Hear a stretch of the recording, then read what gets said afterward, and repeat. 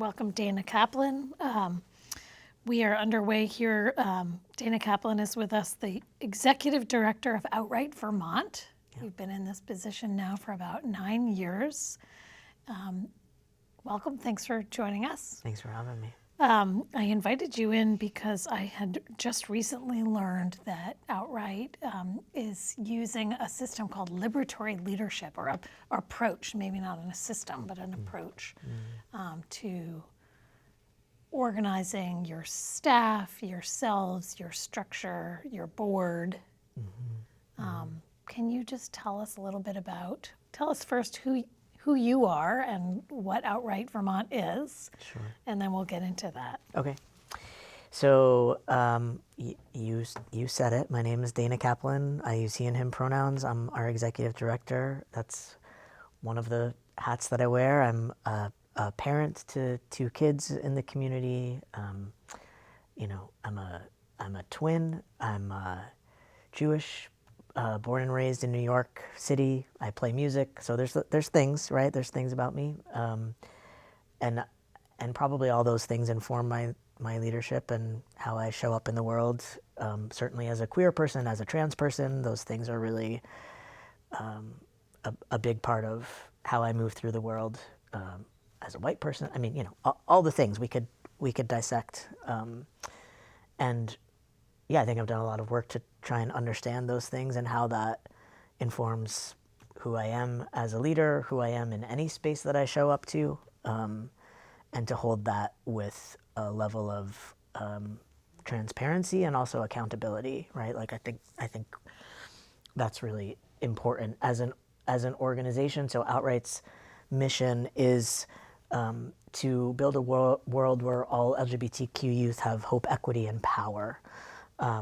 And when we're talking about an organization that is deeply about humans and relationships, I mean, I think so much of what we do as an organization is about trying to create justice in systems that were never designed for LGBTQ youth to succeed, right? Like the cards are stacked against them, and we see that today probably more clearly than ever, specifically with trans young people.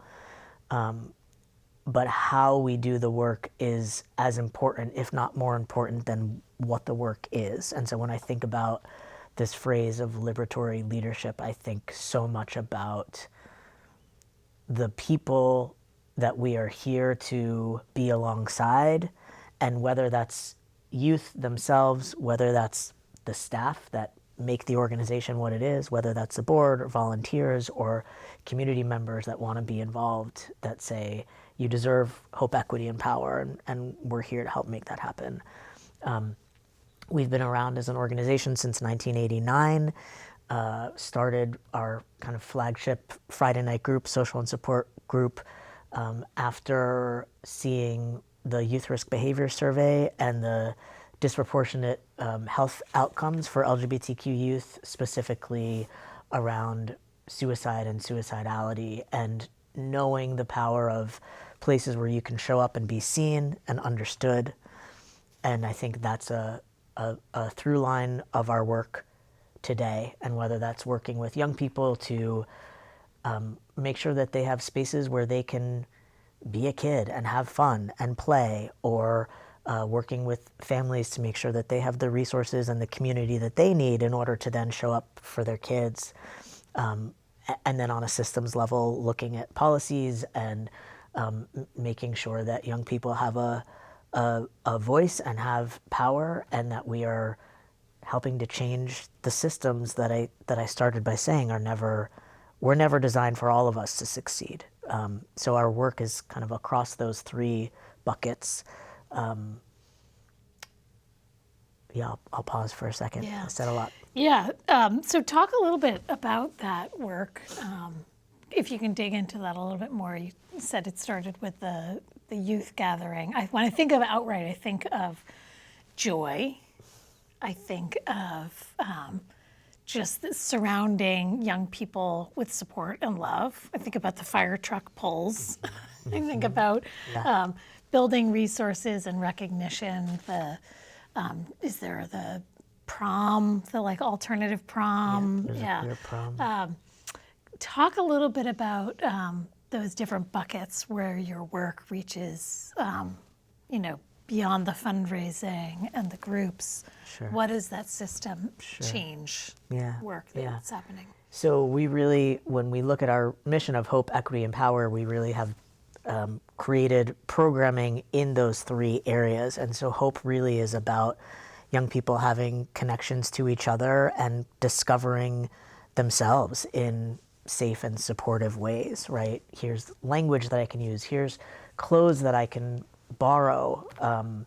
I can go to a dance and hang out with other kids. And,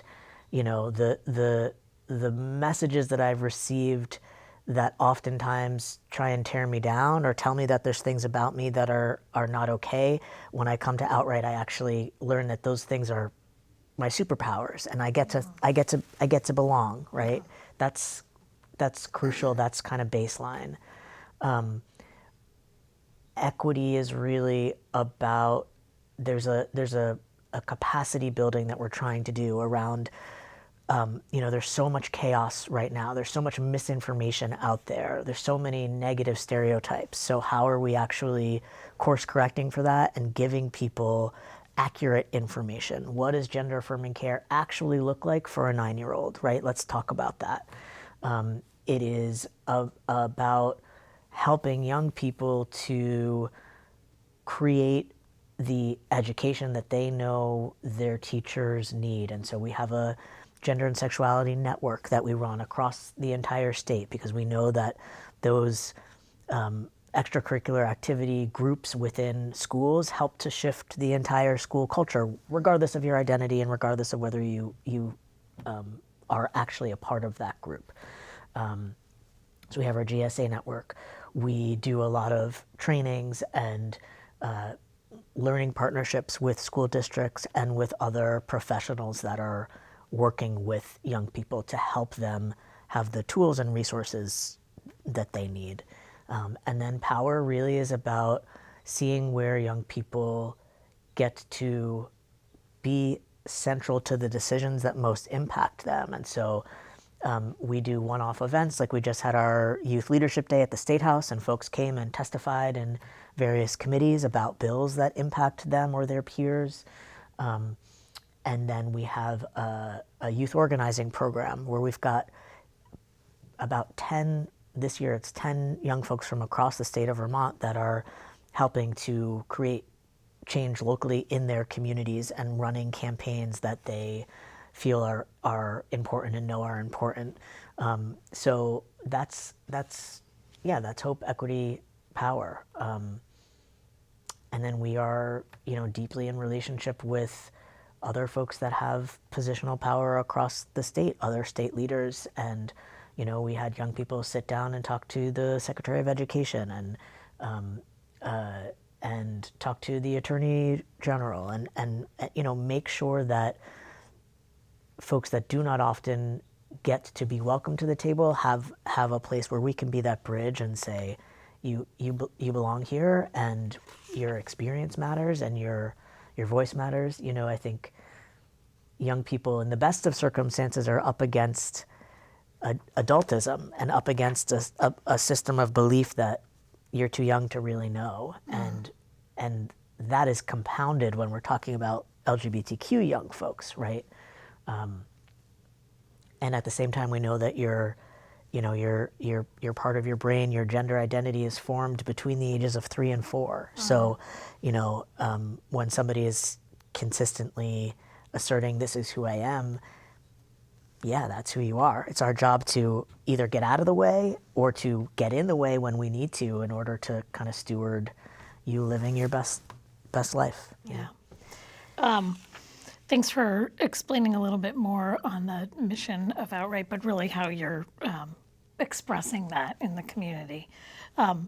We came together to talk about the liberatory leadership concepts, and I wonder, just talk a little bit about your background. If you've been working as executive director for 9 years, and what do you do as executive director? What does that mean when you get to the office Yeah, it's a great on question. Monday morning? Well, we work remotely actually on Mondays, so Okay. it's really Mondays are often a day to kind of take stock and to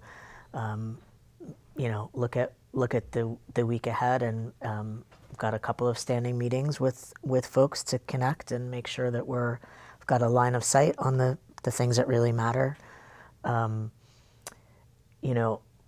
One thing that struck me that you shared, knowing about the fire truck poll, and I just want to make sure to not lose the thread, is to say that some of the organization's work, I think, really is kind of how we show up and how we approach things. And so there's a kind of a reclaiming of joy and a reclaiming of camp, right? Like of being campy. That like queer joy is actually, there's something in that for all of us. And if we can dance and if we can, wear silly outfits, that makes all of Church Street better, right? That's better for all of us. It's not just an LGBTQ issue. So I wanted to be able to say that. I also am known to say that my job is not boring. I think that never do I feel like, gosh, what's going to happen today? I'm just phoning it in. This is when you work within a nonprofit organization, you're deeply connected to mission and values and your purpose. And so I think that's a real gift of working at Outright Vermont. I think it's a real gift of getting to be a leader at the organization, is really trying to hold that North Star of the world that we're trying to see and be a part of creating. And I don't take that for granted. My job, if you look on the website, you'll see that my job is really to help steward the organization and our strategic plan and make sure that we're meeting our mission, vision, and values. A lot of what that looks like is being in relationship with the folks that make it happen. So we've got a leadership team of 6 folks, our senior directors, and making sure that we're coming together and that we're coordinated around priorities and a unified message for the entire team. We've grown quite a bit over the last 10 years. So we were a team of 4 and now we're a team of 18. And so it demands a different type of clarity of process and culture and system. So In 9 years, you've grown from 4 to 18? Wow. yeah. That's a big shift. What were some of the major milestones along the way that prompted that growth? I think that there's different periods of time for an organization and the organization's growth. And I think that when I became the executive director, it was a moment wherein we had been of a certain size for a long, long time. And knowing the need that existed across Vermont and really wanting to make sure that we were outside of Chittenden County and really living into our statewide mission, it just was really clear that, as young people need more, we need to build up our capacity. And I think, So you've moved from more of a Chittenden County-based organization to a statewide organization, yeah, I mean, I think, and then you must have added programs in those years yes, as well. Yeah. and not just adding more, but really adding depth to what we're actually up to, right? So we've moved from having, doing hour-long one-off trainings on defining LGBTQ into what does it actually look like to be in solidarity and an ally, and what does it look like to provide care and resource to young people. There's a level of depth that we've moved away from, that we moved towards rather, in terms of how we're really skilling folks up to be change agents. That, part of that I think is also the landscape. There's been more libraries that are popping up and doing readings around LGBTQ issues, and more community spaces that have popped up over time. And so it's allowed us also to respond to the landscape and say, okay, well, what is the thing that we really need to hone in on, and where do we really need to focus to be able to, to be able to drive change. I think if we can all do the things that only we do, the things that we do, and do them well, that's a good map. We can't be all things to everybody. I think some of our work has been refining, what are the things that we can really focus on and do well, and where do we make space for other folks to come in and take other parts, Well, one of the things when I, did just a tiny bit of background research into what liberatory leadership looks like and means is the idea of adopting a learning stance, having a vision of liberation, which you just were talking about, just sort of like what's the organizational vision of where you want to be, and then incorporating play and joy into your work, into meetings and work. And so talk a little bit about that. And, this is something where, we recently did a program on appreciative inquiry and systems change thinking and reinventing organizations. Are these concepts that you think can be applied to all sorts of organizations, or are they organizations that are imbued in a liberatory framework? I mean, can you talk a little bit about that? Sure. Is this something that sort of fits naturally with Outright's mission?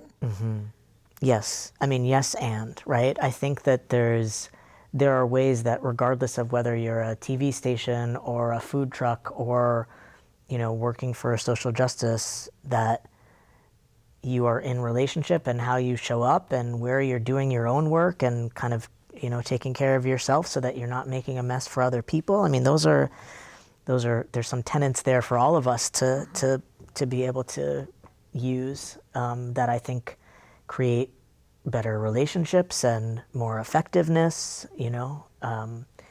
and I think when you're a social justice organization, especially, the stakes are too high. I think I move with a lot of integrity, and that doesn't mean that I'm not going to mess up. I'm not going for perfect, though. I want to make sure that we're as best as we can be, and again, so there's a holding ourselves to a high regard and a high standard, in order to show up for young people, in order to see change happen, and again, it is about how we are. What's the process of getting there, and what does it feel like to come to work every day, and how do we infuse joy? I mean, we take out a parachute probably once a quarter or once every 6 months, and we play with the parachute, and there's good lessons in there, right? And you can kind of feel the energy shift, and people then are differently able to approach their to-do list, or you create space for innovative ideas. And we need that. We all need that, and we especially need that as queer people. I mean, in some ways, our survival has been predicated on finding different ways when the world tells you it has to be one way. We wouldn't be here if that were the case. So I think that's something that we can all connect to, and I think that we all yearn for. And it doesn't mean that the work is not serious. I mean, gosh, it's so serious. It's scary out there right now. It's pretty relentless. And so even more, we have to double down and say, okay, we could spend hours just in crisis mode and trying to problem solve, and let's actually take that 45 minutes and have a meal together, and let's do an icebreaker and say, hey, how are you showing up today? What's your favorite way to eat a potato? Like, let's be people, because that's what we're what we're here for. So talk about that a little bit. Being people can be messy. Sure can. the approach to understanding yourself can be uncomfortable, Yeah. and it may require upending beliefs that staff folks don't want to dig into. It may be unfair to say you're in a situation where people are already doing that work, possibly. How do you support folks to do that? What are some ways that you find for yourself that you can support folks who are like, I just want to show up today. Yeah. I don't want to show up. I just want to show up today and get my work done. Yeah. And go home. Yeah, that's great. You know, we did some work with an anti-racist consultant. A social justice doula is kind of her Cool. tagline, and you know, she talked about this notion of clarity as kindness, and that's great. Like Meghan, you're like, I don't have it. You know, I've got a lot going on, and I just need to be able to be here and do my work. Like, thank you for telling me that. That's great. That helps me give you the space that you need to take care of yourself.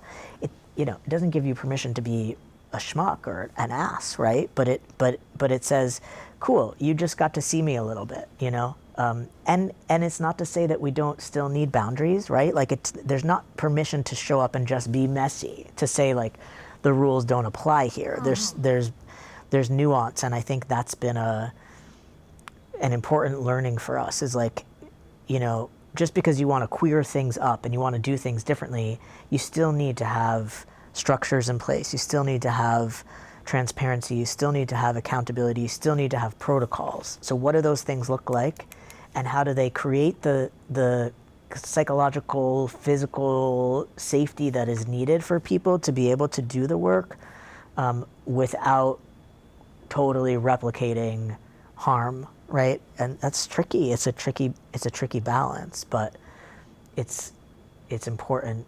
It's important work to do. So, you know, you asked the question, like, what does it look like? I think what we can do is say, when you work it out right, here's what you're signing up for.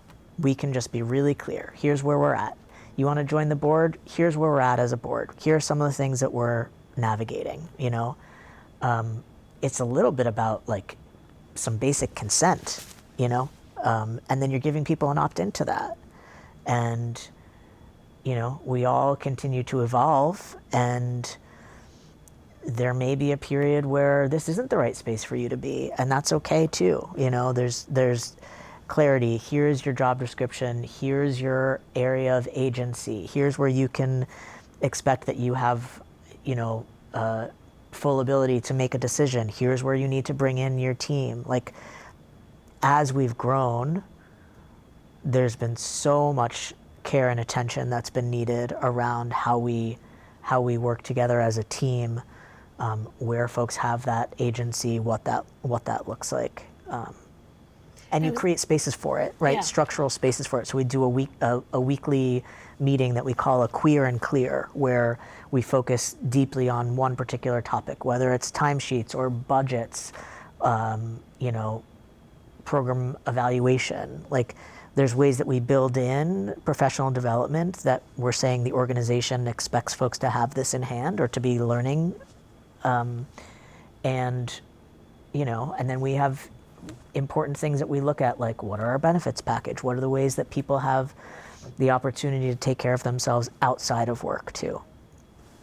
Talk a little bit about those weekly meetings. And let's start back to, did you make a conscious decision at a certain point that you were going to shift the leadership model of Outright? Or did you was this something that you stepped into, or did you make a conscious decision to shift this? No, I mean, I think there have been threads throughout the organization. There's a knowing when you're working for a queer organization, what's the level of, you know, there's always some sort of a check-in, and how do we show up for each other? But I think as the size has changed, and as the sort of North Star, like, vision for who we want to be, what we think is possible, has shifted over time, some of our practices have had to be differently codified. So I think some of that's inherent to the work, and some of that is probably inherent to me as a leader. Some changes have happened over time. You try something and you say, oh, that wasn't quite it. We actually need more here. This moment demands something different from us. It's really having a pulse of how folks are doing. You think, okay, actually we need to add a position that's grant writing here, and actually, like, historically grant writing is held within this department, but what if we actually put it here, and how would that change the way that folks are accountable to programmatic outcomes? Like, there's conversation, there's a level of emergence, there's a willingness to say we're going to be in the process for a little while and see how it goes.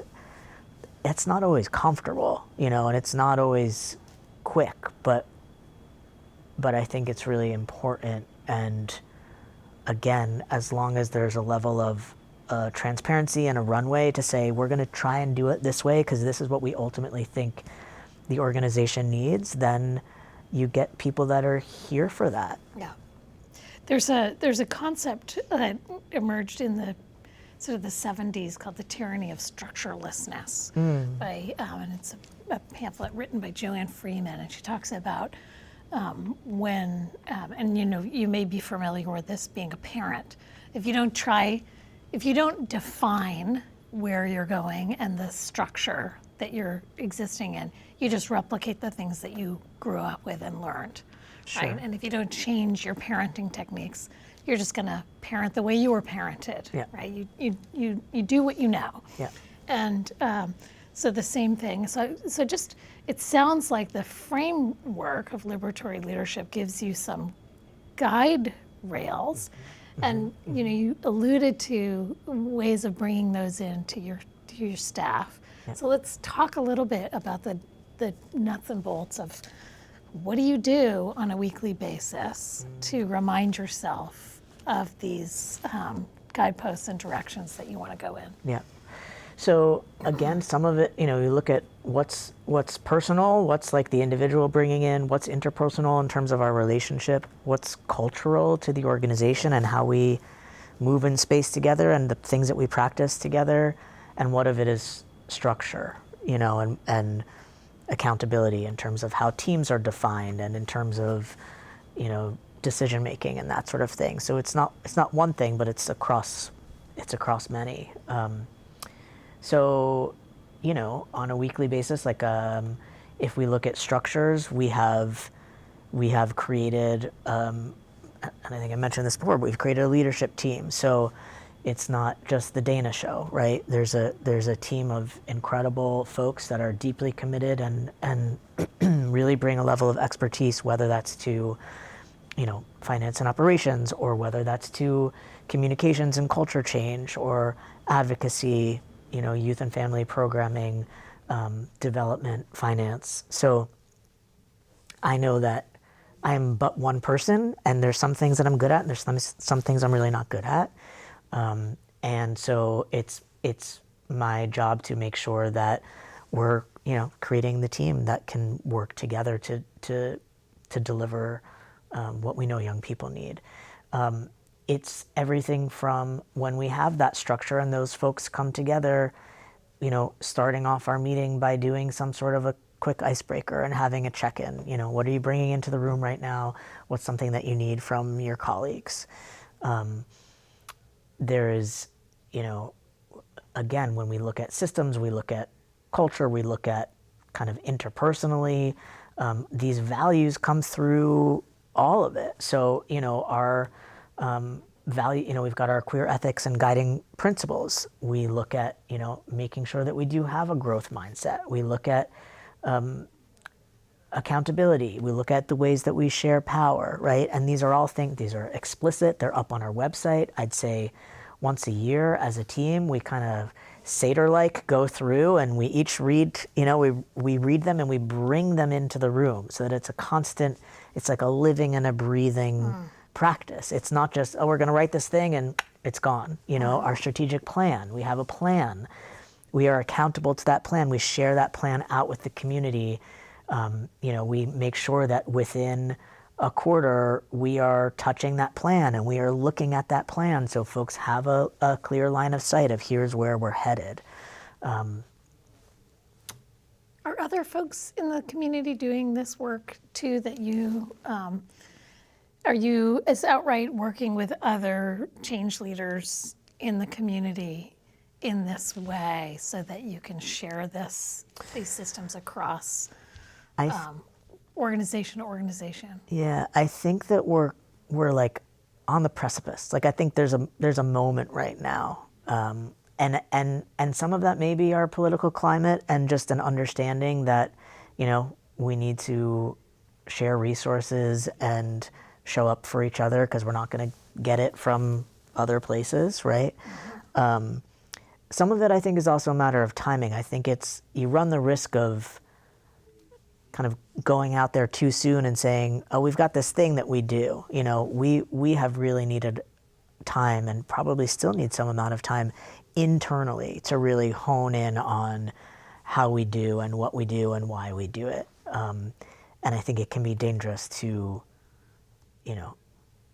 not practice what you preach. So, I think it's an important conversation, and I would say that we're kind of just at that point where, we've tried things for a while. We've got some things to share around that, and people want it. I think we all want to feel good in our days and how we show up. So, I appreciate you asking me to come and speak. Yeah, I have one last question because we're getting to the end of our time, which comes to the place where your systems internally, or this idea of liberatory leadership, might run up against outside systems. Mm-hmm. I think about there's a limit to our healthcare coverage. Yep. There's limits to there's all the things that you may find that in your leadership team different folks are doing. Well, you just don't understand. So when you do come to this place of having either disagreement internally, mm-hmm. or places where you've reached a barrier that you have to sort of help somebody understand, well, we're not going to battle that mountain right now. Sure. Or we're not going to battle that mouse, or whatever you want to, however that metaphor is. Yeah. So how are you bringing that back in and resolving conflicts either between and among staff, or resolving conflicts like about where you're going to go with your organizational energy? Yeah, I think it's a really good question. And a little bit comes back to like, right, how are we designing for this on multiple levels? So what are the ways that we are practicing together skill building around how we do conflict, so that there's an agreement, and it's not necessarily personal, but it is just, I'm telling myself, language. I'm telling myself a story that when you said that thing, it meant X, Y, Z. So now, you can go around the office and hear people say, like, I'm telling myself a story.